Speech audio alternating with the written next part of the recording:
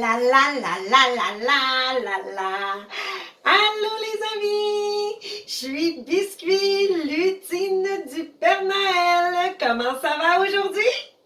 Moi, je suis super en forme. J'ai encore fait beaucoup de biscuits. J'ai aussi aidé Père Noël à tout emballer les cadeaux. Oui, on a du travail, on a du travail. Et tu sais quoi? Rudolph a mangé tous les carottes qui nous restaient. On doit aller au village acheter les carottes. Aujourd'hui, je m'apprête à te lire une histoire tirée de mon beau livre Un merveilleux Noël. Cette fois-ci, l'histoire que je veux te raconter s'intitule Le Noël d'Érel et c'est une histoire d'Ella Coleman. Alors, installe-toi confortablement. Mon histoire commence maintenant. C'est la veille de Noël. Les flocons tombent sur les toits. L'herbe, le ciel sont tout blancs. Érel s'inquiète. Oh, comment le Père Noël va-t-il retrouver sa maison au milieu de toute cette neige? Oh, il neige beaucoup trop. Le Père Noël ne pourra jamais trouver ma maison, dit-elle à sa maman qui cuisine. Maman la rassure aussitôt. Ne t'inquiète pas, ma chérie. Il trouve toujours. Érel n'est pas rassurée du tout. Elle va voir papa, qui prépare la table.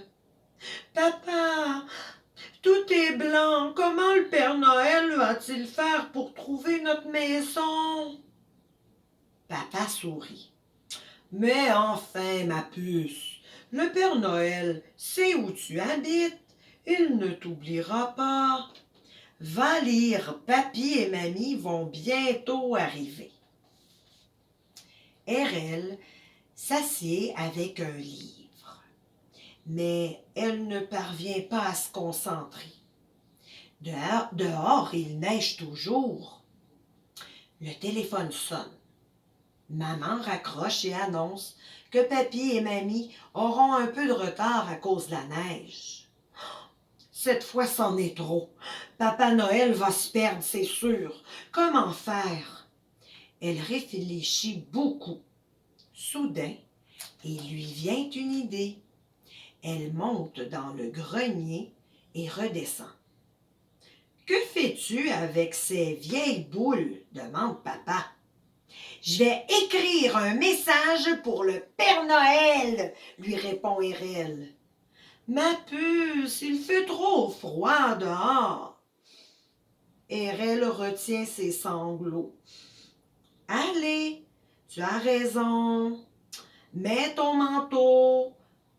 Je me couvre aussi.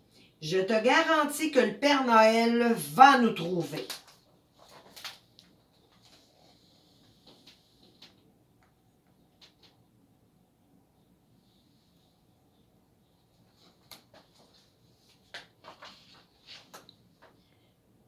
Alors, dis-moi ce que tu veux que je fasse, lui dit papa très sérieusement. On écrit sur la neige. Et voilà, Érel et papa qui placent les boules sur le sol.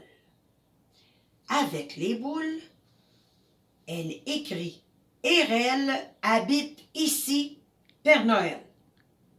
Les boules brillent de 1001 éclats dans la neige.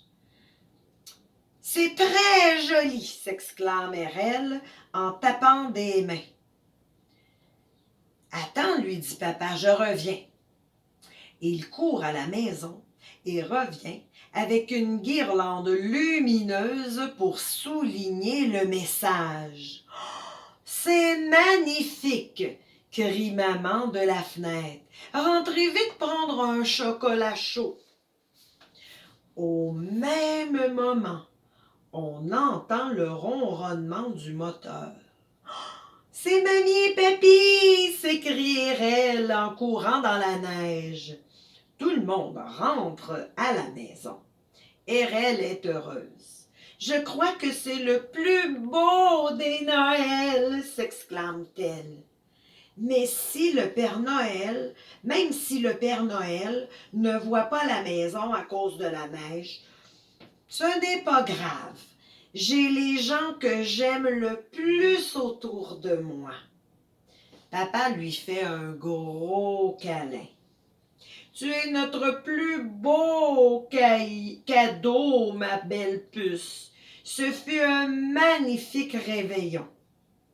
Le lendemain matin, Erel trouve plein de cadeaux autour du sapin.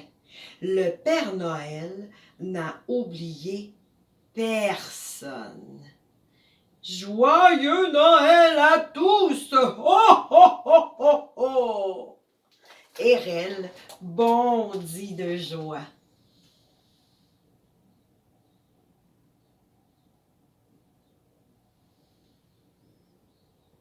Et voilà, ainsi s'achève ma petite histoire. Je te souhaite à toi aussi d'avoir un beau Noël. J'espère que tu as fait des beaux préparatifs, que tu as préparé quelque chose de joli pour le Père Noël. Tu sais, Père Noël adore les biscuits, comme moi. Et peut-être des petites carottes pour Rudolph. Hein? Tu sais que Rudolph raffole des carottes. Je te souhaite un beau Noël. Je t'embrasse. Bye bye, à la prochaine!